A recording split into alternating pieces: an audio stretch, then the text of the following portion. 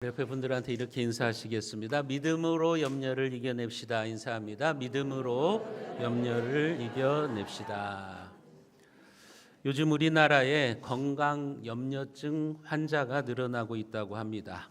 건강 염려증 환자는 어떤 사람이냐면 아픈 데가 없는데도 스스로 자기를 환자라고 단정하고 병원을 전전하는 사람들, 이런 사람들이 건강 염려증 환자라고 합니다. 이런 환자 중에는 의사가 특별한 병이 없다는 진단을 내려도 의사의 말을 믿지 못하고 이 병원 저 병원 쫓아다니면서 마침내 심하면은 이제 정신 질환에 걸리기도 한다고 합니다.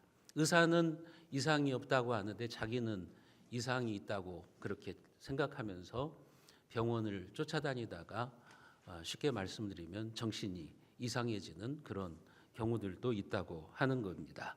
순천향병원 신경정신과의 경우 하루에 20%에 해당하는 환자들, 내원하는 사람들 중에 20% 정도가 이 건강염려증 환자라고 의사들은 밝히고 있습니다. 이것이 우리에게 무엇을 보여주는 것입니까? 염려는 우리의 건강에도 해롭다는 것을 보여주고 있는 것이죠. 염려는 사람을 심리적으로 긴장시키기도 하지만 또 우리의 위신경을 자극해 가지고 염려를 하시게 되면 위액을 우리의 몸에서 비정상적으로 분비를 하게 됩니다. 그래서 위궤양에 걸리는 경우들도 많다고 하죠. 임상 실험 결과 위장관계 질환의 80%가 신경성이라고 그럽니다. 그러니까 위와 관련된 질환의 80%는 신경성으로 오는 것이고 이런 근심과 염려 때문에 오는 것이라고 그렇게 밝혀주고 있는 것이죠. 여러분, 그렇기 때문에 염려의 문제를 해결하지 않고서는 여러분들이 건강한 생활, 행복한 삶을 살아갈 수가 없습니다. 그래서 오늘은 성경은 염려에 대해서 우리에게 뭐라고 말씀하시는가? 염려의 해결책은 무엇인가? 우리가 한번 생각해 보려고 합니다. 이 염려라고 하는 성경의 단어는 이제 메림나라고 하는 단어를 쓰는데 이 단어의 의미가 뭐냐면 마음을 나눈다, 마음을 찢어 놓는다, 그런 뜻을 가지고 있습니다. 염려는 우리의 마음을 찢어 놓는 겁니다. 우리의 마음을 갈기갈기 갈라놓는 거예요. 그게 바로 염려의 정의입니다. 영어에도 보면 이 염려라고 하는 단어를 worry라고 하는 단어를 쓰는데 그 단어의 어원이 어디에서 왔는가 하면 물어 뜯는다라는 말에서 왔어요. 그러니까 맹수가 이빨로 목을 꽉 물어놓은 상태, 그것이 바로 염려의 상태라고 하는 겁니다. 염려가 여러분들의 목을 물어가지고 질식 상태에 이르게 되는 겁니다. 염려하면은 우리의 마음이 그런 상태가 되는 거죠. 불안하고 두렵고 질식할 것과 같은 그런 상태를 우리가 만나게 되는 경우들을 보게 됩니다. 염려는 우리의 삶에 해악을 끼치는 무서운 정신질환과도 같다고 하는 것을 성경이 이야기를 하고 있는 거죠. 그러면 성경은 염려에 대해서 무엇이라고 말씀하는가? 우리 예수님께서 염려는 하나님이 알지 못하는 이방인들의 특징이라고 이야기를 하시죠. 오늘 마태복음 6장 31절과 32절 말씀에 보면 그러므로 염려하여 이르기를 무엇을 먹을까, 무엇을 마실까, 무엇을 입을까 하지 말라. 이는 다 이방인들이 구하는 것이라. 여러분, 염려는 하나님을 믿지 않는 이방인들의 생활 방식입니다. 이방인들의 라이프 스타일이라는 거예요. 불신자들은 염려하고 걱정하고 그렇게 살아가는 겁니다. 어떻게 하면 잘 먹고 잘 살까? 거기에만 관심이 있어요. 어떻게 하면 명품으로 내 몸을 치장할까? 그런 것에만 관심이 있는 거예요. 잘 먹는 게 이게 나쁘다는 게 아니에요. 명품을 우리가 산다는 게 나쁘다는 게 아니에요. 명품도 살 수 있죠. 잘 먹고 잘 사는 게 나쁜 것은 아니죠. 문제는 뭐냐면 인생의 목적이 오로지 거기에 있는 거예요. 오로지. 어떻게 하면 좋은 집에 살까? 어떻게 하면 좋은 차를 타고 다닐까? 어떻게 하면 명품으로 나를 치장할까? 거기에만 관심이 있는 거예요. 그게 이방인들이라고 하는 거예요. 오늘 본문에 보면 예수님은 너희는 먼저 그의 나라와 의를 구하라. 이게 우리의 인생의 목적인데 우리의 관심은 온통 무엇을 먹을까, 무엇을 마실까, 무엇을 입을까 거기에만 관심을 두고 살아가니까 염려 가운데 살아간다고 하는 거죠. 이것은 다 이방인들의 구하는 것이다. 불신자들의 삶의 방식이다. 이런 삶의 방식을 우리는 따라가면 안 된다고 성경은 말씀하고 있는 것이죠. 그래서 조지 밀러 목사는 그렇게 말했습니다.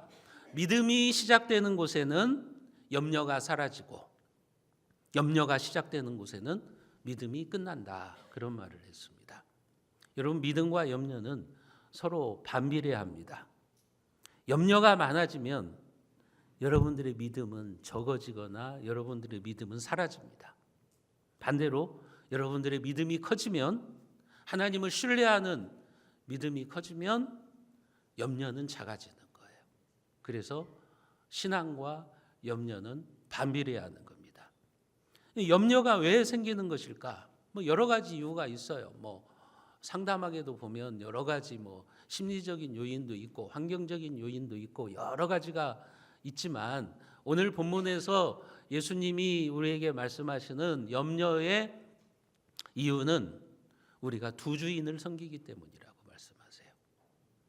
마태복음 6장 24절 말씀에 보면 한 사람이 두 주인을 섬기지 못할 것이니 혹 이를 미워하고 저를 사랑하거나 혹 이를 중히 여기고 저를 경히 여김이라 너희가 하나님과 재물을 겸하여 섬기지 못하느니라. 한 사람이 두 주인을 섬길 수 없다. 여기 두 주인은 무엇을 말하냐면 하나님과 돈입니다. 하나님과 돈을 겸하여 섬길 수 없다. 너희가 하나님과 재물을 함께 섬길 수 없다고 예수님은 말씀하시는 거예요. 여러분, 하나님을 믿는 사람은 돈을 주인으로 삼을 수가 없어요. 그래서 지금 예수님이 이런 이야기를 하는 거예요. 분명히 하라는 거죠. 하나님이 너의 인생의 주인이냐? 돈이 너의 인생의 주인이냐? 너는 하나님으로 기뻐하는 인생을 살고 있느냐? 돈으로 즐거워하는 인생을 살고 있느냐? 둘 중에 하나를 분명히 하라고 하는 거예요. 이 두 개가 다 우리의 인생의 주인이 될 수는 없어요. 하나님이 내 인생의 주인이 되면 돈은 나의 종이 되어요. 그러나 돈이 여러분들의 인생의 주인이 되면 여러분들은 돈의 종이 되어서 살아가야 되는 겁니다. 우리는 둘 중에 하나를 분명히 해야 돼요. 내 인생의 주인이 누구인가를 분명히 하라고 하는 것이죠. 왜냐하면 하나님과 돈을 우리는 동시에 주인으로 섬길 수는 없기 때문이라고 예수님은 말씀하고 있는 거죠. 여러분, 돈이 내 인생의 주인이 되니까 염려가 많아지는 거죠. 헌금할 때 염려가 되는 거예요. 11조 할 때 염려가 되는 거예요. 그러니까 하나님을 제대로 섬기지 못하는 거죠. 여러분, 예수님께서 너희가 하나님과 재물을 겸하여 섬기지 못한다. 두 주인을 섬기지 못한다고 말씀하시고 바로 이어서 마태복음 6장 25절에서 이렇게 말씀하시죠. 우리가 같이 한번 읽어봅니다. 그러므로 내가 너희에게 이르노니 목숨을 위하여 무엇을 먹을까 무엇을 마실까 몸을 위하여 무엇을 입을까 염려하지 말라. 목숨이 음식보다 중하지 아니하며 몸이 의복보다 중하지 아니하냐. 염려하지 말라고 하죠. 무엇을 먹을까 무엇을 마실까 무엇을 입을까 염려하지 마라. 하나님이 지켜주시고 보호해 주신다고 하는 거잖아요. 여러분, 한번 쉽게 생각해서 한번 보세요. 여러분 11조하고 굶어 죽으셨나요? 여러분들이 11조하고 못 먹고 사시는가요? 여러분들이 주님의 나라를 위해서 선교헌금하고 구제헌금하고 여러분들이 먹을 거 못 먹고 입을 거 못 입고 지금 그렇게 살고 계시나요? 그렇지 않잖아요. 여러분, 하나님이 우리를 돌봐주시겠다고 말씀하시잖아요. 목숨을 위하여 무엇을 먹을까, 무엇을 마실까, 몸을 위하여 무엇을 입을까 염려하지 말아라. 내가 너희들을 지켜준다, 보호해준다. 지금 하나님이 그렇게 말씀하고 있지 않습니까? 여러분, 왜 우리들이 염려하는 것입니까? 그것은 우리가 하나님과 재물을 같이 섬기고자 하는 데서 나온다는 말씀이에요. 예수님의 의도는 분명한 거예요. 왜 염려가 생기느냐? 두 주인을 섬기려고 하니까 염려가 생긴다는 거죠. 여러분, 마태복음 13장에 보면 예수님께서 우리의 마음을 네 가지 밭으로 설명해 주시지 않습니까? 잘 알고 있죠? 네 가지 밭의 비유를 여러분들이 잘 알고 계실 거예요. 근데 가시밭에 대해서 예수님이 뭐라고 말씀하시냐면 마태복음 13장 22절에 보면 가시떨기에 뿌려졌다는 것은 말씀을 들으나 세상의 염려와 재물의 유혹에 말씀이 막혀 결실하지 못하는 자다. 여러분, 세상의 염려, 재물, 돈에 대한 욕심이 여러분들의 신앙이 성장하지 못하도록 가시가 되고 있다는 거예요. 그것이 여러분들의 신앙을 딱 가로막고 가시처럼 찌르고, 그래서 우리로 하여금 하나님을 섬기지 못하게 하고 또 염려와 근심 속에서 살아가게 만든다고 하는 거죠. 여러분들도 그렇잖아요. 우리의 염려의 대부분은 돈과 관련해서 나오는 것 아닙니까? 여러분, 돈과 관련해서 여러분들이 얼마나 근심하고 염려하시면서 그렇게 살아가고 있지 않습니까? 염려는 오늘 본문에 보면 예수님께서 돈과 관련되어 있다고 말하는 거예요. 돈에서부터 우리의 염려가 시작된다고 말씀하고 있는 거예요. 입으로는 하나님을 섬긴다고 하지만 속으로는 돈을 주인 삼고 세상을 사랑하기 때문에 염려가 생기는 거죠. 어떻게 하면 잘 살고 잘 먹고 살까, 무엇을 입을까, 무엇을 먹을까, 오로지 세상의 것에 관심이 있기 때문에 거기에서 염려가 생긴다고 하는 거죠. 그래서 그런 분들은 헌금 이야기가 나오면 거북스러워요. 헌신의 이야기가 나오면 즐겁지 않은 거예요. 재물의 염려에 빠진 사람들의 신앙생활은 재미가 없습니다. 기쁨이 없습니다. 그래서 지금 예수님은 세상의 염려와 재물의 유혹에 말씀이 막혀서 결실하지 못하는 자다.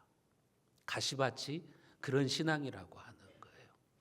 이 돈에 대한 염려가 여러분들의 삶의 가시가 되어서 여러분들의 믿음의 성장을 가로막고 있고, 우리가 하나님을 의지하고 신뢰하며 살아가는 우리의 삶, 그런 삶의 방해거리가 되고 있다, 장애물이 되고 있다, 그렇게 말씀하고 있는 거죠.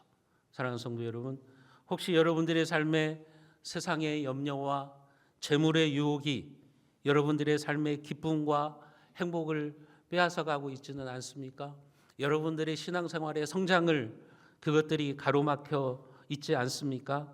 그렇다면 여러분들의 삶을 하나님께 온전히 맡기십시오. 그러면서 여러분들의 마음이 부해지고 하나님 안에서 참된 자유와 기쁨을 누리는 삶을 살아가시기를 주님의 이름으로 축복합니다. 여러분, 오늘 본문에 보면 예수님께서 우리에게 염려의 해결책을 말씀하고 있어요. 우리는 어떻게 하면 우리 인생의 해악성을 가져오는 그 염려를 해결할 수 있을까? 첫째는 쓸데없는 염려를 하지 않는 훈련을 하셔야 돼요. 오늘 또 여러분들의 머릿속에는 5만 가지 염려가 일어날 거예요. 그런데 그런 염려를 중단시키는 훈련을 하셔야 되는 거예요. 마태복음 6장 27절에 보면 너희 중에 누가 염려함으로 그 키를 한 자라도 더할 수 있겠느냐. 여러분, 염려한다고 키가 큰다, 키를 키울 수는 없다는 거죠. 여러분들이 염려한다고 해서 더 오래 살 수 있나요? 염려한다고 그래가지고 문제가 해결이 되나요? 그렇지 않잖아요. 염려는 우리를 영적으로 무기력하게 만들고 내 삶을 힘들게 만드는 거예요. 여러분들이 이런 이야기를 들어보셨을 거예요. 옛날에 어떤 어머니가 두 아들이 있었는데 큰아들은 우산 장사를 하고 둘째 아들은 집신 장사를 하는 겁니다. 그런데 이 어머니는 1년 365일 걱정이에요. 왜요? 날이 화창하면, 맑은 날이 되면 무엇을 걱정하겠어요? 큰아들이 하는 우산 장사가 안 되면 어떨까? 그 걱정인 거예요. 반대로 비가 오면 뭐가 걱정인 거예요? 집신 장사를 하는 아들의 장사가 안 되면 어떡하거나, 그게 또 염려하고 걱정이 되는 거예요. 그러니까 걱정과 근심이 그칠 날이 없어요. 날이 맑아도 근심, 비가 와도 근심, 1년 365일을 그렇게 근심하고 염려하면서 살아가는 거예요. 여러분, 그런데 만일 이 어머니가 생각을 바꾸면 근심과 걱정이 사라지는 거죠. 날씨가 맑은 날은 이렇게 생각하는 거예요. 우리 둘째 아들 집신 장사가 잘 되겠구나. 이렇게 생각을 바꾸면 되는 거예요. 비가 오는 날은 어떻게 생각하면 되는 거예요? 우리 큰아들 우산 장사가 잘 되어서 좋겠구나. 그렇게 생각을 바꾸면 되는 거죠. 여러분, 무엇을 말하는 겁니까? 생각의 문제이고 바라보는 것의 차이라고 하는 거예요. 염려하는 사람은 항상 염려거리만 묵상하는 거예요. 항상 매사를 그렇게 부정적으로 쳐다보는 거죠. 여러분, 염려를 대적하는 방법이 뭐예요? 우리의 염려를 하나님께 맡기는 거라고요. 베드로전서 5장 7절에서 이렇게 말씀하십니다. 너희 염려를 다 주께 맡기라. 이는 그가 너희를 돌보심이라. 너희 염려를 다 주께 맡겨라. 여기 맡기라는 말은요, 미련 없이 버리라, 그런 말이에요. 여러분들, 쓰레기를 모아놓지는 않잖아요. 쓰레기는 그냥 가차없이 버려야 되는 거예요. 지금 성경에서 말하는 게 그거예요. 너희 염려를 다 버려버려라. 다 깨끗하게 버려버려라. 그리고 주님께 맡겨라. 그러면 주님이 너희의 인생을 돌봐주시겠다고 말하고 있는 겁니다. 그렇기 때문에 여러분들이 인생을 살아가면서 두려움과 염려거리들을 만났을 때 둘 중에 하나를 선택하셔야 돼요. 아주 겁에 질려서 두려워서 벌벌 떨거나, 아니면 하나님이 도와주실 것을 믿고 하나님께 맡기고 기도하든지, 둘 중에 하나를 해야 되는 거예요. 하나님이 맡기시면 어떻게 하신다고요? 돌봐주시겠다고 말하잖아요. 너희 염려를 다 주께 맡겨라. 이는 그가 너를 돌보심이니라. 여러분, 우리는 인생을 살아가면서 매일 두 개의 손잡이 앞에 서게 되는 거예요. 하나는 손잡이가 우리 앞에 있고요. 하나는 두려움의 손잡이가 있는 거예요. 그때 여러분들은 어떤 손잡이를 잡으십니까? 믿음의 손잡이를 돌리십니까? 두려움의 손잡이를 돌리십니까? 여러분들의 염려를 다 주께 맡기십시오. 믿음의 손잡이를 잡고서 여러분들이 그 문을 여시고 들어가면 하나님께서 여러분들의 인생을 지키시고 보호하시고 인도해 주실 줄로 믿으시기를 주님의 이름으로 축복합니다. 또한 우리는 어떻게 염려를 해결할 수 있느냐? 기도로 염려를 이겨내라고 말씀하시죠. 빌립보서 4장 6절과 7절 말씀에 보시면 아무것도 염려하지 말고 다만 모든 일에 기도와 간구로 너희 구할 것을 감사함으로 하나님께 아뢰라. 그리하면 모든 지각에 뛰어난 하나님의 평강이 그리스도 예수 안에서 너희 마음과 생각을 지키시리라 말씀하고 있잖아요. 아무것도 염려하지 말고 기도하라는 거죠. 쉽게 말씀드리면 염려하는 시간에, 그 시간에 기도하라는 거예요. 그냥 혼자 방에 그냥 갇혀셔 가지고 혼자 방에 있으면서 염려만 하는 거예요. 하나님은 뭐라고 말씀하세요? 야, 염려하는 시간에 기도해. 지금 그 얘기를 하고 계시는 거라고요. 염려할 시간이 있으면 그 시간에 무릎 꿇고 기도해. 그러면 환경을 초월하는 하나님의 평강이 너의 마음과 생각을 지키시리라. 여러분, 이런 하나님의 은혜를 경험하시기를 바랍니다. 염려가 많아지면요, 기도가 적어집니다. 반대로 기도가 많아지면 염려가 줄어듭니다.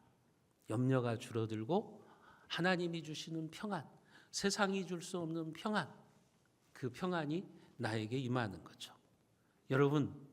여러분들이 염려하고 있습니까? 그러면 기도는 끝입니다. 기도할 수가 없어요. 여러분들이 기도하고 있습니까? 그렇다면 염려는 이제 끝입니다. 왜냐하면 기도는 염려에 대한 최고의 해독제이기 때문에 그런 겁니다. 염려를 해독할 수 있는 것이 여러분 기도라고 하는 것을 여러분들이 믿으시기를 바랍니다. 근데 어떤 분들은 기도하세요 그러면은 기도할 시간이 없다 그래요. 기도할 시간은 없다고 하면서 시간만 나면 염려하는 거예요. 방에 틀어박혀서 맨날 염려만 하고 있는 거예요. 여러분, 염려는 기도 앞에서 맥을 못 추는 겁니다. 기도하면 염려거리가 사라지고 여러분들의 눈에 감사거리가 보이기 시작할 겁니다. 기도하는 순간 우리는 염려에서 눈을 떼어서 하나님을 바라보기 시작합니다. 여러분들이 그렇게 기도함으로 염려거리를 감사거리로 만드셔서 하늘의 평강을 누리시기를 주님의 이름으로 축복합니다. 마지막으로 우리가 염려를 이겨내는 방법은 뭐냐면 여러분 현재의 최선을 다해서 사십시오. 염려는 하나님께 맡기고 오늘 하루하루를 최선을 다하면서 살아가는 거예요. 오늘 마태복음 6장 33절과 34절 말씀을 우리가 같이 한번 읽어보겠습니다. 그런즉 너희는 먼저 그의 나라와 그의 의를 구하라. 그러므로 내일 일을 위하여 염려하지 말라. 내일 일은 내일이 염려할 것이요 한날의 괴로움은 그날로 족하니라. 여러분들이 인생을 살아가시면서요, 두 날만 염려하지 않으시면 행복합니다. 그 두 날이 뭐냐면 어제와 내일이에요.